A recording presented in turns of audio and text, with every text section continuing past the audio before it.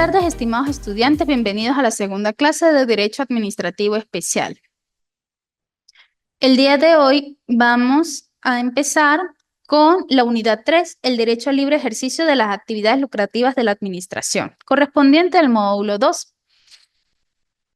Entonces, vamos a hablar sobre los derechos económicos garantizados por la Constitución. El artículo 112 de la Constitución nos dice que todas las personas pueden dedicarse libremente a la actividad económica de su preferencia, sin más limitaciones a las previstas en la Constitución y las que establezcan las leyes, por razón de desarrollo humano, seguramente o cualquier otro interés social. El Estado debe promover una iniciativa privada garantizando la creación justa y distribución de las riquezas, así como la producción de bienes y servicios que satisfagan la necesidad de la población, libertad del trabajo, la empresa, el comercio y la industria, sin perjuicio de su facultad para dictar medidas para planificar, racionalizar y regular la economía e impulsar la integridad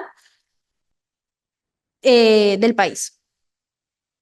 El artículo 113 nos establece que no se permitirán monopolios se declaran contrarios a los principios fundamentales de esta Constitución cualquier acta, actividad, conducta o acuerdo de los particulares que tengan por objeto el establecimiento de un monopolio o que conduzca por sus efectos reales e independientemente de la voluntad de aquellos a su existencia, cualquiera fuera la forma de adoptar la realidad.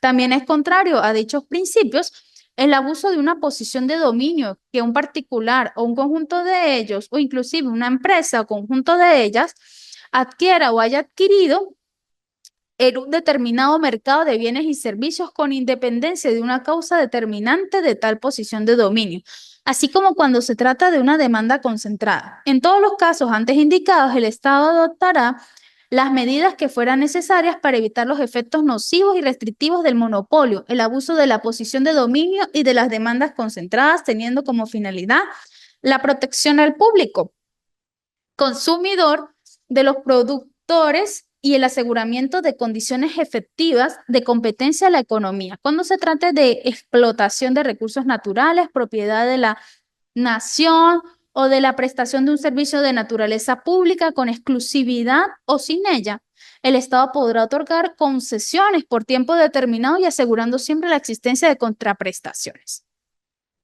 El artículo 114 habla de el ilícito económico, la especulación, acaparamiento, usura, cartelización y otros delitos conexos penados por la ley.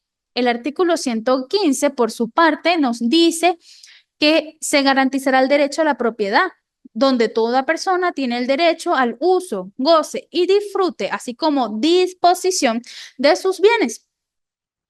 La propiedad estará sometida a las contribuciones, restricciones y obligaciones que establezca la ley, con fines de utilidad pública o de interés general, solo por causa de utilidad pública o interés social, mediante sentencia firme y pago oportuno de justa indemnización, podrá ser declarada expropiación de cualquier clase de bien. Ahora, el artículo 116 dice que no se decretarán ni se ejecutarán confiscaciones de bienes, sino en los casos permitidos por la Constitución. Por vía de excepción, podrán ser objeto de confiscación mediante sentencia firme los bienes de personas naturales o jurídicas, nacionales, extranjeros, responsables de delitos cometidos contra el patrimonio público.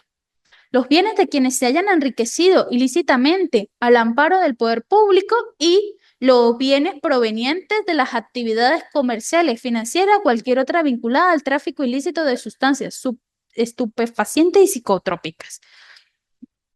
Asimismo, el artículo 17 señala que todas las personas tendrán derecho a disponer de bienes y servicios de calidad, así como una información adecuada y no engañosa sobre el contenido y características de los productos y los servicios que consumen, a la libertad de elección y un trato equitativo y digno. La ley establece los mecanismos necesarios, muchachos, para garantizar estos derechos, las normas de control de calidad, la cantidad de bienes y servicios, los procedimientos de defensa al público, es decir, el consumidor, el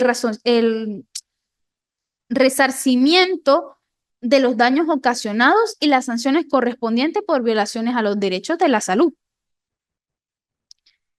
El artículo 18 nos dice que Se reconoce el derecho a los trabajadores, así como de la comunidad, para desarrollar asociaciones de carácter social y participativo, como las cooperativas, cajas de ahorro, mutuales y otras formas de asociación. Estas asociaciones podrán desarrollar cualquier tipo de actividad económica de conformidad con la ley.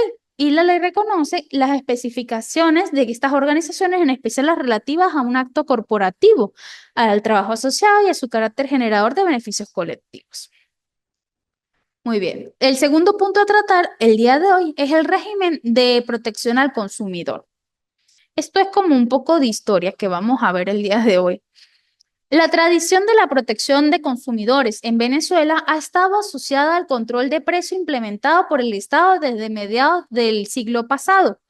De esta manera, desde 1939, el Estado venezolano adoptó medidas de intervención en la economía, dentro de las cuales destacaban los controles de precio y los controles sobre delitos económicos como la especulación y el acaparamiento. Fue por ello que la defensa de los consumidores en Venezuela ha estado enfocada tradicionalmente en normas de derecho público que establecen controles de precios y crean delitos asociados a estos controles. Por ello, implicó que la protección de los consumidores pasara progresivamente de ser una materia propia de derecho mercantil a ser una materia intensamente regulada por el derecho administrativo. Esta tendencia se ocasiona en 1974, cuando se dicta la Ley de Protección al Consumidor, influenciada por el derecho español. Se trató así de la primera ley dictada en Venezuela para promover, mediante la regulación administrativa, la defensa de los consumidores.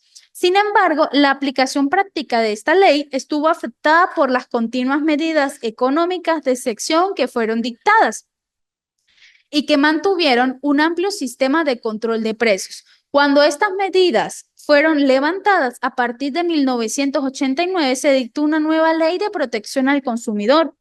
En 1992, que preservó los principios de la ley del 74, aun cuando su propósito era desarrollar un marco de protección al consumidor bajo nuevas reglas de modelo económico basadas en la libertad económica y la libre competencia.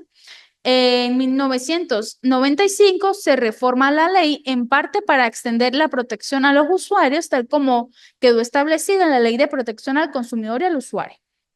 Poco después fue promulgada la Constitución del 99, la cual introdujo un importante cambio en el derecho a los consumidores en Venezuela, pues elevó a un rango constitucional la exigencia de un régimen jurídico especial de los consumidores y usuarios, de acuerdo con el artículo 117 de la Constitución, el cual dice: todas las personas tendrán derecho a disponer de bienes y servicios de calidad, subrayada calidad, así como a una información adecuada y no engañosa sobre el contenido y las características de los productos y servicios que se consumen, a la libertad de elección y de un trato equitativo y digno. La ley establecerá los mecanismos necesarios para garantizar estos derechos, las normas de control de calidad y la cantidad de bienes y servicios, los procedimientos de defensa del público consumidor, el resarcimiento de los daños ocasionados y las sanciones correspondientes.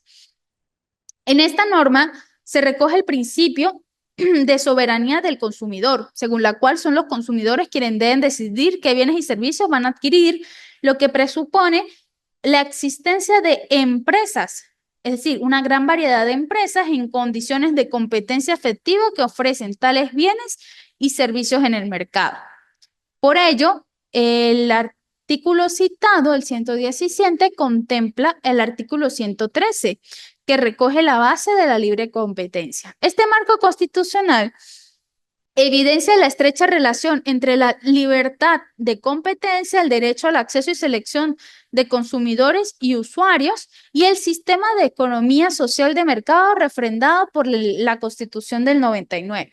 Así, la economía de mercado presupone la existencia de una pluralidad de oferentes, es decir, de empresas que ofrecen servicios o bienes que en condiciones de competencia efectiva rivalizan entre sí ofreciendo bienes y servicios. Ello permite que los consumidores y usuarios libremente puedan seleccionar y acceder a los bienes y servicios de su preferencia. ¿Qué quiero decir con esto? Abriendo un paréntesis. que cuando yo, por ejemplo, voy a un supermercado, hay 10 tipos de mayonesa, 10 tipos de mantequilla, 10 tipos de salsa de tomate y yo puedo seleccionar la que a mí más me guste entre esa variedad que me está ofreciendo el supermercado. Todos estos productos representan a una empresa diferente y por lo tanto empieza la libre competencia. Ahora bien, cerrando el paréntesis, bajo esta nueva constitución del 99, en el 2004 se dicta la Ley de Protección al Consumidor y al Usuario, la cual incorporó diversas disposiciones del derecho argentino. Sin embargo, el derecho de los consumidores comenzó a cambiar drásticamente en el 2006. En ese año, el gobierno decidió modificar sus políticas económicas, las cuales pasaron a enfocarse de un entorno a la construcción de un modelo de transición al socialismo.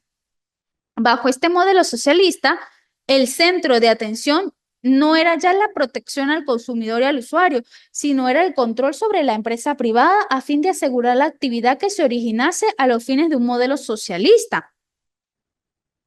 Al tratarse de suprimir las instituciones de la economía en el mercado nacional, ese modelo incidió en el contenido del derecho a los consumidores, en los términos que explicaremos de forma inmediata. Pues, en primer lugar, en el 2007 fue dictada la Ley Especial de Defensa, la Defensa Especial de Defensa Popular contra el acaparamiento, especulación, boicot y cualquier otra conducta que afecte el consumo de los alimentos o productos sometidos al control de precios. El propósito de esa ley fue ampliar el control sobre la empresa privada a través de un control de precios y la regulación de distintos delitos económicos. En segundo lugar, aun cuando este régimen sancionador coexistió con la Ley de Protección al Consumidor y al Usuario del 2004, posteriormente se optó por unificar ambos textos en la Ley para la Defensa de las Personas en el Acceso de los Bienes y Servicios del 2008. Esta ley rompió con la tradición del derecho de los consumidores que venía ocasionándose en Venezuela, pues el concepto de consumidor y usuario pasó al genérico concepto de persona. Con ello, enfatizó que desde la ley solo se garantiza el acceso a los bienes y servicios regulados por el Estado, excluyendo toda protección jurídica al derecho de la libre selección que vimos es derivación de la libre competencia y del modelo de economía de mercado. En virtud de lo anterior, la protección del consumidor se limitó a garantizar el cumplimiento de los controles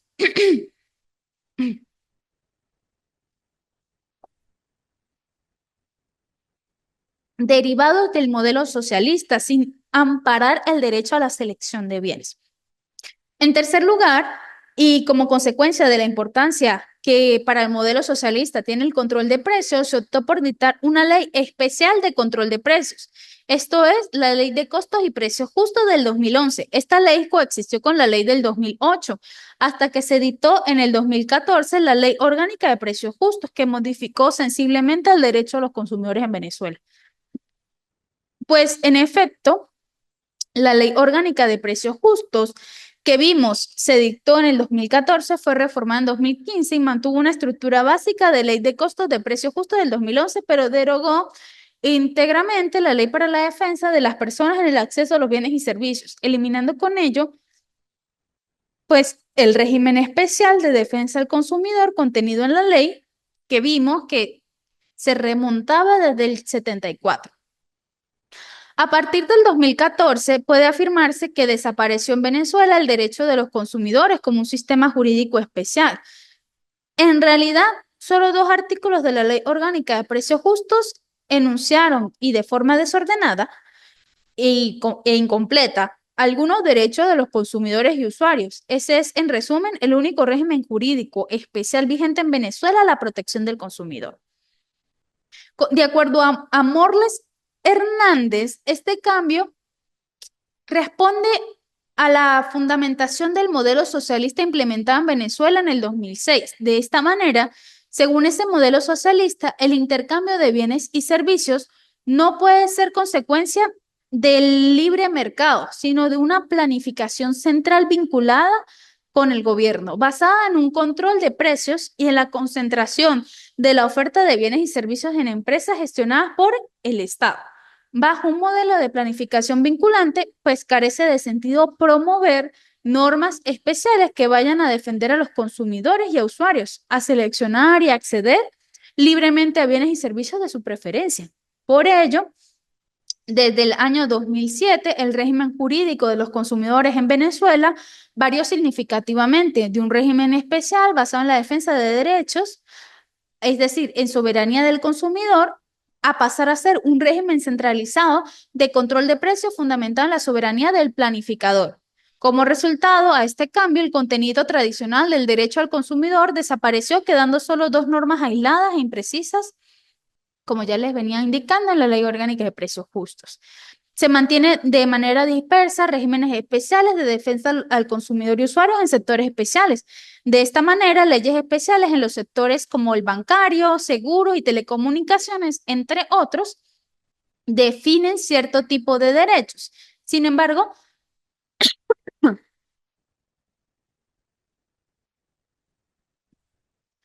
esos regímenes especiales, al carecer de un marco jurídico general, resultan insuficientes para atender debidamente a la protección de los consumidores y usuarios, tal como lo dispone el artículo 17 de la Constitución. Otra materia que conviene señalar es el derecho de la competencia. Tradicionalmente en Venezuela la defensa de la competencia y la protección al consumidor han respondido a políticas coordinadas. Por ello, en el 92 se sancionó por primera vez la ley llamada a la defensa de la competencia, la Ley para la Promoción y Protección de la Libre Competencia. Como vimos, una nueva ley de protección al consumidor, en tal sentido, se ha concluido en Venezuela que el propósito último de la defensa de la competencia es proteger el bienestar general del consumidor. Pero ello no se logra, pues regulando directamente las relaciones de consumos entre estos y los proveedores de bienes y servicios, sino defendiendo las reglas que promueven condiciones de competencia efectiva en el mercado. Para concluir este punto, pues el modelo socialista también ha impactado en el derecho de la competencia. De esta manera, en el 2014 se dictó la ley antimonopolio, que si bien mantiene muchos de los principios de la ley del 92, incorpora dentro de sus objetivos de la política de competencia objetivos del modelo socialista, basados en la idea del orden público socialista, lo cual ratifica que bajo un modelo socialista no se rigen las instituciones de una economía de mercado y en consecuencia tampoco se promueve la defensa del bienestar de los consumidores y usuarios desde un principio de soberanía del consumidor. Ahora bien, tenemos que hablar en el tercer punto sobre las limitaciones a las actividades económicas. Tenemos las limitaciones a las actividades aseguradoras en la ley de reforma del decreto con rango, valor y fuerza de ley de la actividad aseguradora del 2016, la cual nos dice en su artículo 2, la actividad aseguradora es toda relación u operación relativa o conexa al contrato del seguro, al de reaseguro y al contrato de administración de riesgos, en los términos establecidos en las normas que regulan la materia. De igual manera, forma parte de la actividad aseguradora la intermediación, la inspección de los riesgos, el peritaje evaluador, el ajuste de pérdidas, servicios de medida de propaganda, las finanzas y financiamiento de prima o cuota y el fideicomiso relacionado con materia de seguro y fondos administrativos. ¿Quiénes son las personas reguladas o los sujetos regulados? El artículo 3 nos dice que los sujetos que regulan esta ley solo podrán ser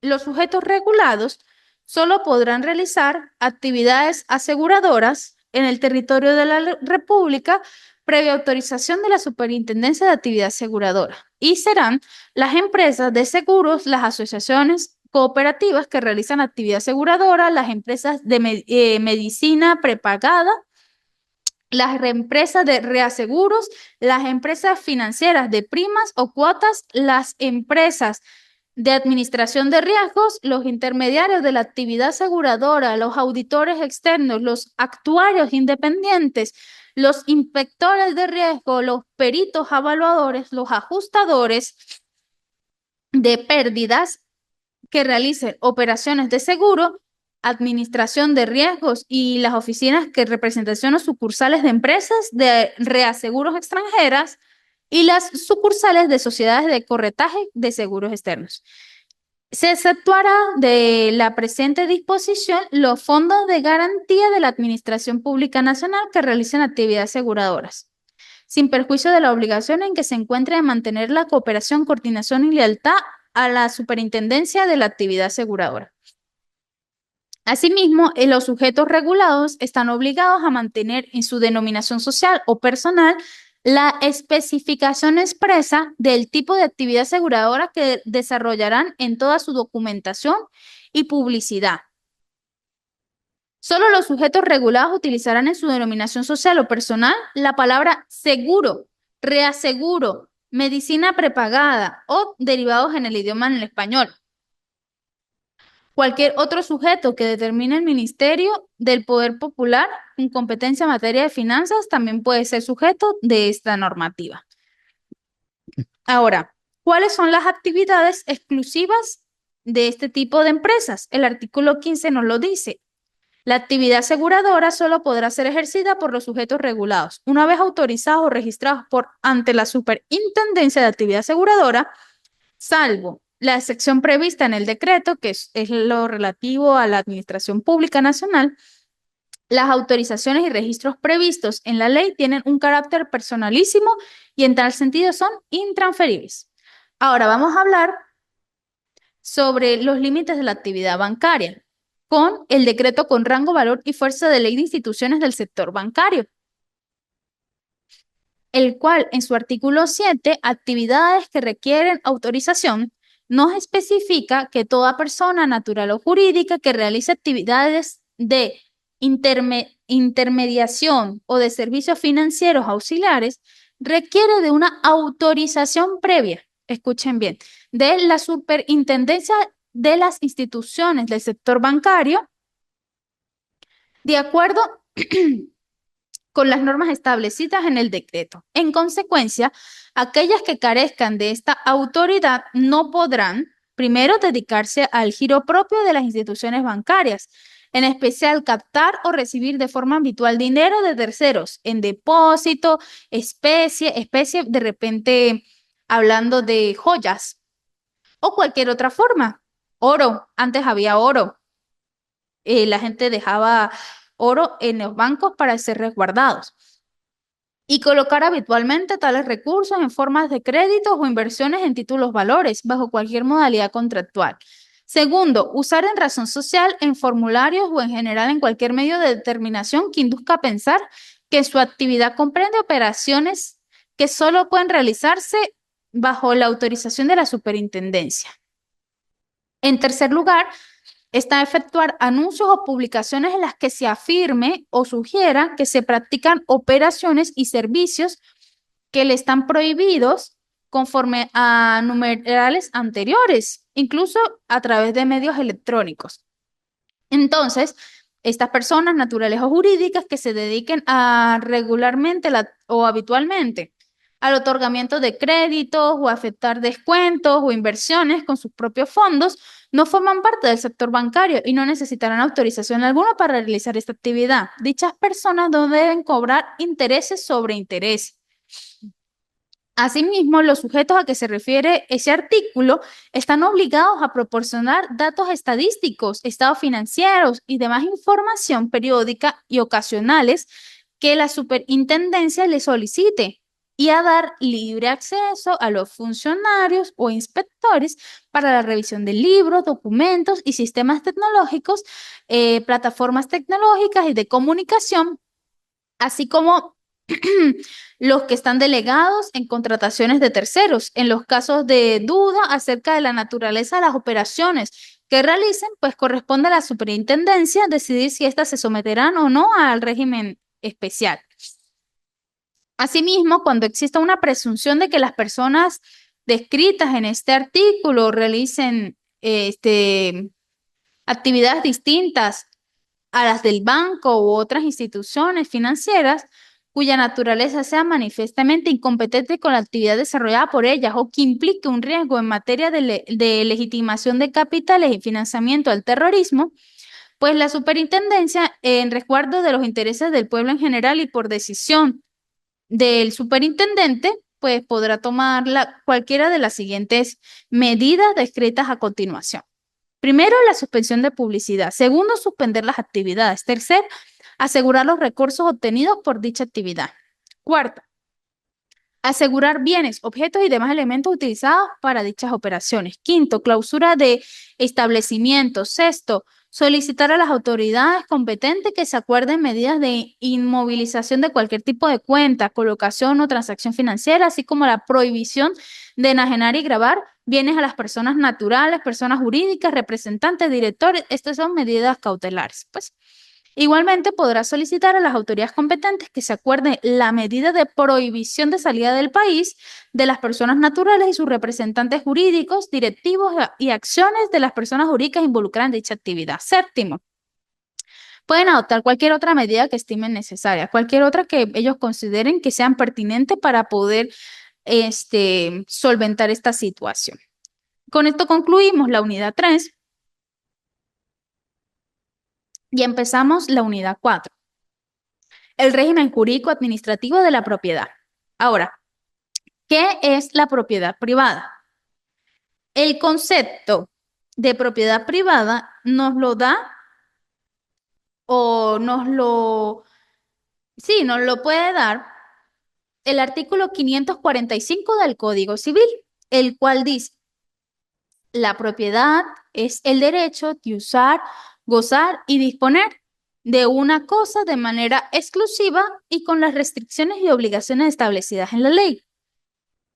El artículo 17 de la Declaración Universal de Derechos Humanos nos indica en su numeral primero que toda persona tiene derecho a la propiedad individual y colectivamente y nadie será privado arbitrariamente de su propiedad, lo cual es ratificado con el encabezado del artículo 115 de la Constitución, cuando señala: toda persona tiene el derecho al uso, goce y disfrute y disposición de sus bienes. Por consiguiente, la propiedad privada es comprendida como aquel derecho humano que tiene toda persona sobre una cosa o bien que forme parte de su patrimonio, los cuales no pueden ser afectados por un acto del Estado, sino mediante un procedimiento previo, debidamente justificado y mediante oportuna y justa indemnización. Aunque esté sujeto a los límites que establezca la ley, los mismos no pueden vaciar de contenido este derecho o hacer imposible su ejercicio. Por lo tanto, los bienes por su parte pueden ser definidos como todas aquellas cosas materiales o inmateriales apropiables, así como todo derecho que puede formar parte del patrimonio de una persona. Esto comprende tanto los muebles como los inmuebles, es decir, casa, apartamento, ese ciclo de situaciones que no se pueden mover. Los elementos corporales e incorporales y cualquier otro objeto inmaterial susceptible de valor, una letra de cambio, una acción en una empresa. Ahora, ¿cuáles son las restricciones constitucionales y legales por interés fiscal en relación a este tema de la propiedad? El artículo 21 de la Convención Interamericana de Derechos Humanos señala que toda persona tiene el derecho al uso y goce de sus bienes, y la ley puede subordinar tal uso y goce a un interés social. Por lo tanto, ninguna persona puede ser privada de sus bienes excepto mediante el pago de indemnización justa por razones de utilidad pública o de interés social y en casos y según las formas establecidas en la ley. Tanto la usura como cualquier otra forma de explotación del hombre por el hombre, es decir, de una persona por un funcionario público, deben ser prohibidas por la ley. El artículo 115 nos dice que se garantiza el derecho a la propiedad, como ya lo veníamos hablando, pero también señala que la propiedad estará sometida a contribuciones, restricciones y obligaciones que establezca la ley con fines de utilidad pública o de interés general. Solo por una causa de utilidad pública o de interés social, mediante sentencia firme y pago oportuno de indemnización, podrá ser declarada una expropiación. Asimismo, el artículo 6 de la derogada Ley para la Defensa de las Personas en el Acceso a Bienes y Servicios señala que serán declarados y por lo tanto son de utilidad pública e interés social todos los bienes necesarios para desarrollar las actividades de producción, fabricación, importación, acopio, transporte, distribución, comercialización de bienes y servicios. Y el Ejecutivo Nacional podrá iniciar la expropiación de los bienes pertinentes a los sujetos sometidos a la aplicación de la presente ley sin que medie para ello declaración de utilidad pública o interés social por parte de la Asamblea Nacional. Igualmente, el Ejecutivo Nacional puede iniciar el procedimiento de expropiación cuando se haya cometido ilícitos económicos y administrativos de acuerdo a lo establecido en el artículo 114 de la Constitución. En todo caso, pues el Estado podrá adoptar la medida de ocupación, operatividad temporal e incautación mientras dure el procedimiento de expropiación, lo cual se materializará mediante la posesión inmediata, puesta en operatividad, administración y aprovechamiento del establecimiento local, bienes, instalaciones, transporte, distribución y servicios por parte del órgano o ente competente del Ejecutivo Nacional, al objeto de garantizar la disposición de dichos bienes y servicios por parte de la colectividad. El órgano o ente ocupante, objeto de procurar la continuidad de la prestación del servicio de las fases de cadena de producción y distribución del consumo que corresponda. En su parágrafo único dice que en los casos de expropiación, de acuerdo a lo previsto en este artículo, se podrá compensar y disminuir el monto de la indemnización, lo correspondiente a multas, sanciones o daños causados sin perjuicio de lo que establezca otras leyes.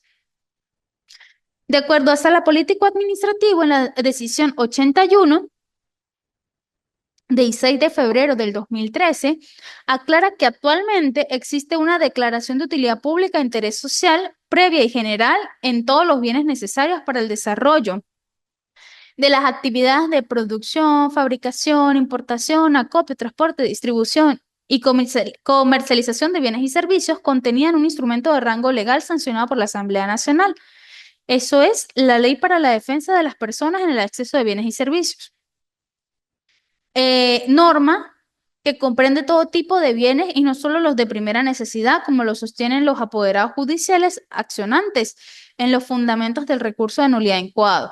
Al invocar la exposición de motivos de la mencionada Ley para la Defensa de las Personas en el Acceso a Bienes y Servicios Públicos, pues el artículo 1 de este instrumento normativo nos dice que tiene por objeto la defensa, protección y salvaguarda de los derechos e intereses individuales y colectivos en el acceso de las personas a los bienes y servicios para la satisfacción de sus necesidades. De esta manera, pareciera que su regulación no restringe bienes de primera necesidad. Ahora, en relación a la expropiación por causa de utilidad pública y social. La Ley de Expropiación por causa de utilidad pública o social del 2002 nos habla o nos define ¿qué es la expropiación? En su artículo 2. La expropiación es una institución del derecho público mediante la cual el Estado actúa en beneficio de una causa de utilidad pública o de interés social con la finalidad de obtener la transferencia forzosa de un derecho de propiedad o algún otro derecho de un particular a su patrimonio mediante una sentencia firme y pago oportuno de indemnización. ¿Cuáles son los requisitos establecidos en el artículo 7 para que se dé esta expropiación? Primero, una disposición formal que declare la utilidad pública. Segundo, una declaración de ejecución que exige indispensablemente la transferencia total o parcial de una propiedad o un derecho. Tercero, un justiprecio del bien objeto de expropiación. Cuarto, el pago oportuno en dinero efectivo de justa indemnización. Ahora, ¿cuáles son los requisitos para que se declare un bien o una propiedad como utilidad pública? Nos lo dice el artículo 13.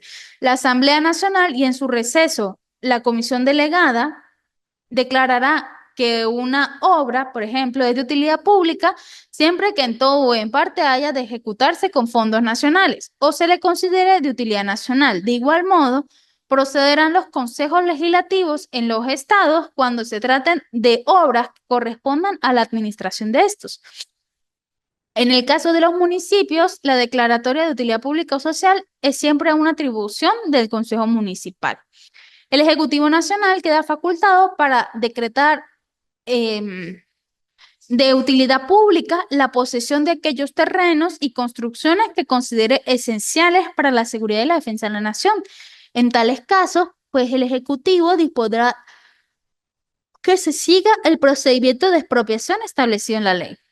Ahora, la excepción de la declaración de utilidad pública, el artículo 14, señala que se exceptuarán de la formalidad de declaración previa de utilidad pública aquellas construcciones de ferrocarriles, carreteras, autopistas, sistemas de transporte subterráneos o superficiales, caminos, edificaciones educativas o deportivas, urbanizaciones obreras, cuarteles, hospitales, cementerios, aeropuertos, helipuertos, y los terrenos necesarios para instituciones de enseñanza agrícola y pecuaria.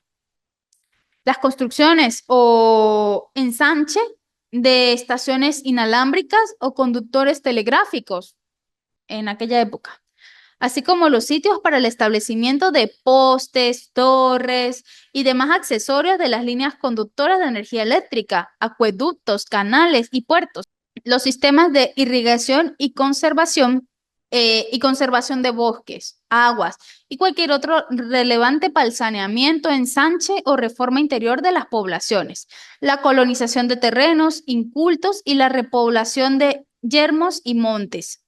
Asimismo, están las caídas de agua para instalaciones de plantas hidroeléctricas y construcciones anexas únicamente en beneficio de la República, el Estado o el Distrito Capital. En este caso se exceptuarán de declaración previa de utilidad pública también las obras comprendidas en los planes regulatorios del Estado, los planes de acondicionamiento o modernización de otras ciudades y agrupaciones urbanas siempre que se elaboren y aprueben previamente por las autoridades competentes. Asimismo, esta ley habla de una expropiación adicional con fines ornamentales. En su artículo 15, la autoridad cuya jurisdicción corresponde obras respectivas cuando se trata exclusivamente de apertura y ensanche de calles, avenidas, plazas o jardines podrá autorizar en el mismo decreto la expropiación de una faja circundante de hasta 60 metros de fondo por una línea paralela a la del contorno de la calle, avenida, jardín o plaza, además de la indispensable para la obra. Las áreas de la faja circundante a las que hace mención el artículo se destinan a formar parte de la base económica u ornamental de la respectiva obra mediante su enajenación de la manera en que se indica en el artículo siguiente y únicamente para ser destinada a una construcción de edificios cuyo estilo, ubicación y altura deberán estar en armonía con la avenida o sitio público del que se trate. El artículo 22 nos habla sobre el procedimiento de expropiación. El, el título es Un arreglo amigable. El ente expropiante, una vez publicado el decreto de expropiación, procederá a iniciar el trámite de adquisición del bien afectado por vía de arreglo amigable. A tales fines, lo hará valorar por peritos designados de conformidad al artículo 19, los cuales deben cumplir con los requisitos del artículo 20. A los fines de la notificación de los propietarios, poseedores y en general el que tenga algún derecho sobre el bien afectado, este se hará mediante una publicación en prensa, por una sola vez en un diario de mayor circulación nacional y en alguno de la localidad donde se encuentre el bien, si lo hubiere, para que dentro de los 30 días continuos siguientes, contados a partir de su publicación, concurran a la entidad expropiante. El justiprecio del bien a expropiar será notificado por escrito a los propietarios o sus representantes legales, quienes deberán manifestar en el acto de la notificación o dentro de los 5 días hábiles siguientes por escrito si aceptan o no la práctica de esta expropiación.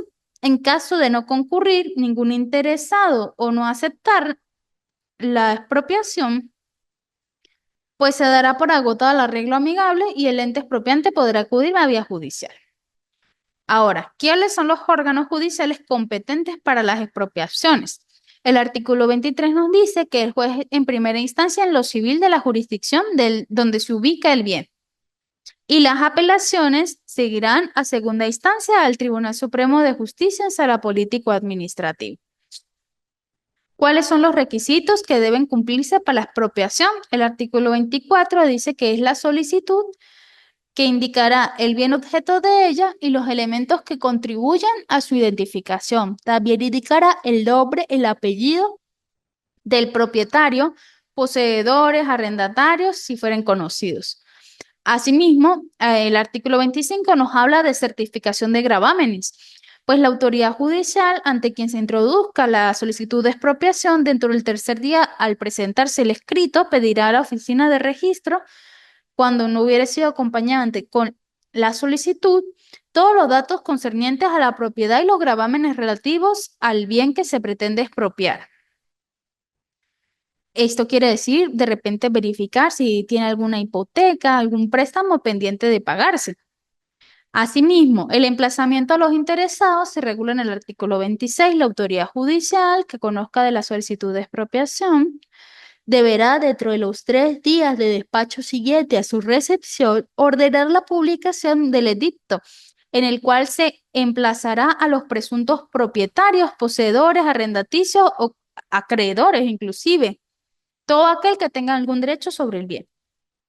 Esa solicitud de expropiación con la certificación de gravamen y el auto de emplazamiento se publicarán en un diario de mayor circulación nacional y en alguno local si lo hubiere, por 3 veces durante un mes en un intervalo de 10 días entre una publicación y otra. La autoridad judicial remitirá a la oficina de registro 3 ejemplares de los diarios que contengan la primera publicación para que sean fijados en la solicitud de expropiación, la certificación y el emplazamiento, en la cartelera o puerta del despacho, y el registrador acusará recibo y dará cumplimiento a esta formalidad. Lapso de comparecencia. El artículo 27 nos explica que las personas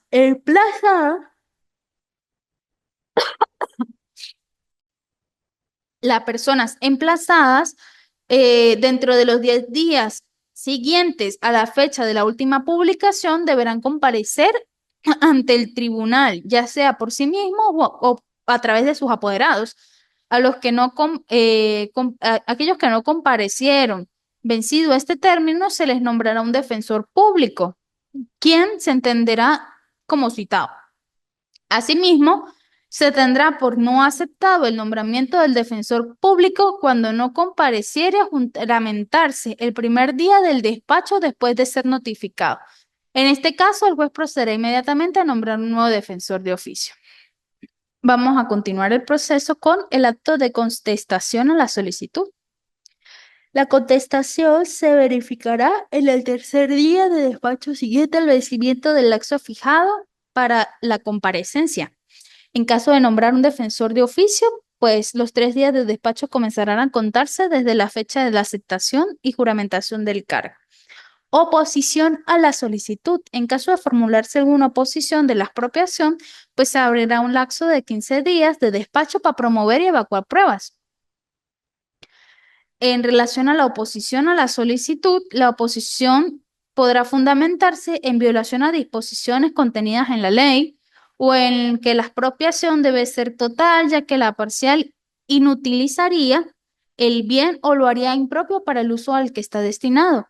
Para hacer oposición es necesario que quien intente aduzca o presente la prueba de su derecho al bien sobre el cual versa la expropiación. En consecuencia, sin este requisito, no podrá hacerse uso de ninguna defensa. Podrá hacer una oposición el propietario del bien o cualquier persona que tuviese un derecho real del mismo. Ahora, derechos del poseedor. El poseedor tiene el derecho de hacerse parte en el juicio de expropiación a fin de solicitar el precio del bien expropiado, la cuota que le corresponde por el valor de sus mejoras o los perjuicios que esto le cause. Asimismo, el día de despacho siguiente al vencimiento del lapso probatorio, el juez fijará el inicio de la relación de la causa, la cual no deberá excederse de 60 días continuos.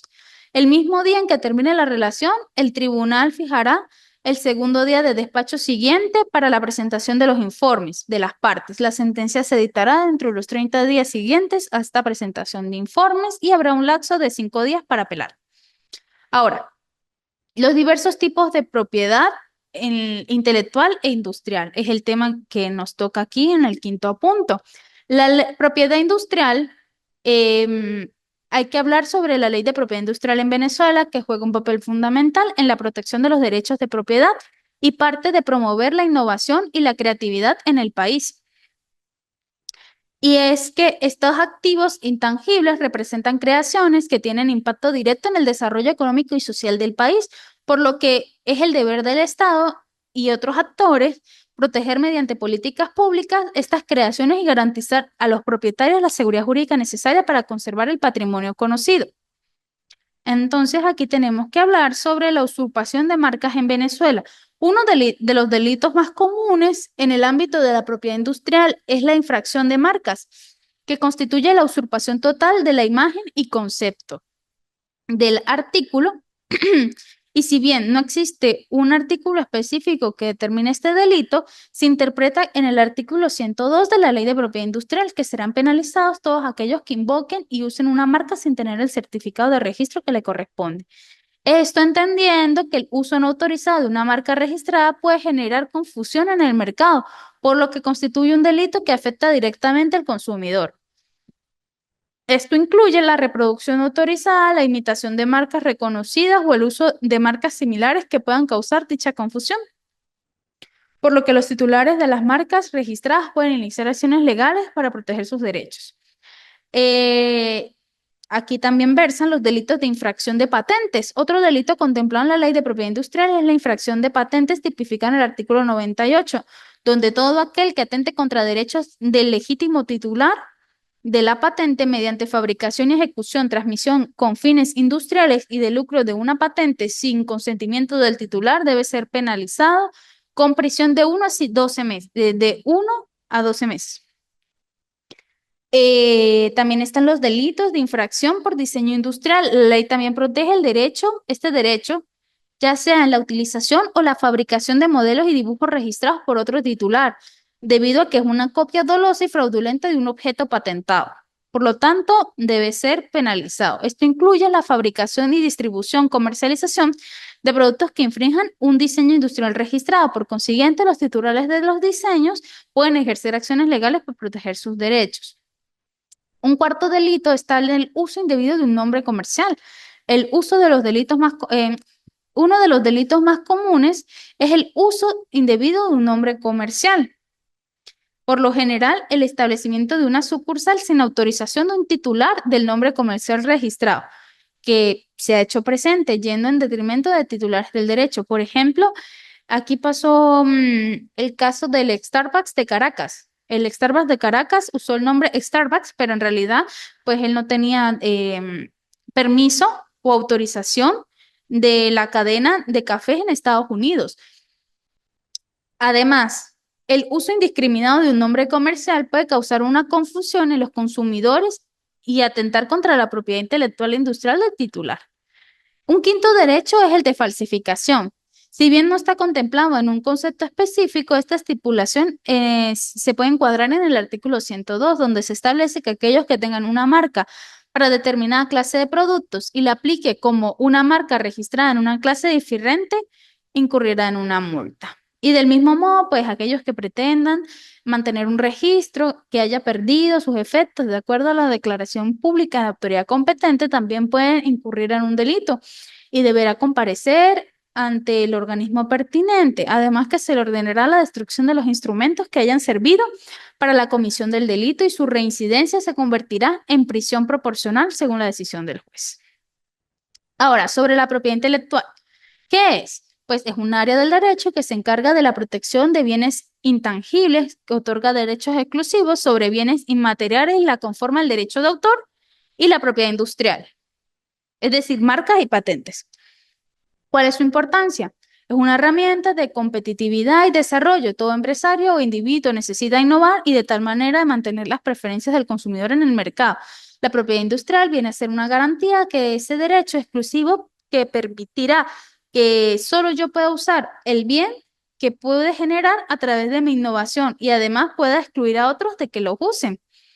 Por eso, ¿ese tipo de derechos tiene algún tiempo determinado, definido? Pues sí, depende del objeto de protección. En tal caso, el derecho de autor, por ejemplo, la protección es la vida del autor más 60 años después de su muerte. En el caso de Venezuela, luego pasa al dominio público. En el caso de patentes de innovación, son 10 años contando a partir de la concesión de la patente y cuando se trate de marcas estarán solo protegidas por 10 años. ¿Qué fue lo que pasó ahorita, hace unos años con Winnie Pooh? Que pues la protección que tenía el creador de Winnie Pooh venció y empezaron a utilizar la imagen de Winnie Pooh en diferentes programas, películas que no se relacionan nada con el personaje que se había creado. ¿Cuál es la situación de la propiedad intelectual en Venezuela? Pues en el 2002 en adelante se politizó el sistema de propiedad intelectual cuando fue acuñado un tema que ha sido muy perjudicial que se llama la apropiación social del conocimiento. Cuando renunciamos a Lacan en 2008 se dejó de aplicar la normativa que cubría la mayoría de los aspectos relacionados a la propiedad industrial y retrocedimos a la ley del 55 que excluye la patentabilidad de medicamentos, bebidas y alimentos. ¿Cómo se extingue el derecho a la propiedad? Los modos de perder la propiedad son todos aquellos hechos, actos o negocios jurídicos que tienen entre sus efectos la cesación de la titularidad de un sujeto. ¿Cómo se clasifican? De forma absoluta y relativa. La absoluta suele estar relacionada con el objeto y no con la persona que lo ostenta. Y su principal rasgo distintivo es que la extinción del derecho se verifica para todos y no solamente para el actual titular. Entre los supuestos de pérdida absoluta, la doctrina suele incluir la destrucción física de la cosa y lo que algunos han denominado destrucción jurídica, en virtud de que el bien haya quedado fuera del comercio. Con respecto al primer ejemplo, dado por la doctrina, no vemos objeción, pero respecto al segundo, consideramos que resulta cuestionable su inclusión entre los casos de extinción absoluta de la propiedad, pues las cosas que quedan fuera del comercio son los que pasan a ser bienes de dominio público, con lo cual queda fuera de la esfera patrimonial privada para ser inalienable. Ahora, la relativa comprende aquellos casos en los que el derecho se extingue para su actual titular únicamente, quedando claro que la propiedad se pierde para una persona, pero es adquirida por otra y subsiste el proceso del derecho operando una simple sustitución de titular. Asimismo, también puede ser voluntario o involuntario. Voluntario, como lo indica su nombre, es cuando se da el consentimiento del titular de este bien, como ocurre en una compra-venta, permuta, donación o una dación de pago. Involuntarios son todos aquellos en que la modificación de la titularidad del derecho se produce sin que medie un consentimiento. Por ejemplo, la expropiación o una confiscación. También puede ser un acto entre vivo o mortis causa. Recordemos que algunos refieren la pérdida de la propiedad al propósito de la adquisición y transmisión de esta. Y en un sentido amplio, en la última se incluye también los modos originarios y derivativos. El modo originario supone que el titular adquiere el derecho independientemente de cualquier titularidad anterior, como accesión u ocupación. El derivado supone otra persona transfiere el derecho. Dicha distinción es importante cuando la adquisición del derecho de la propiedad. Pero se alude también a modos de adquirir entre vivos y mortis causas, como ya les había dicho, ya sea por una herencia, es decir, por causa de la muerte, o entre vivos, pues a través de una venta o cualquier otro tipo de situación. Y con esto finalizamos nuestro módulo 2.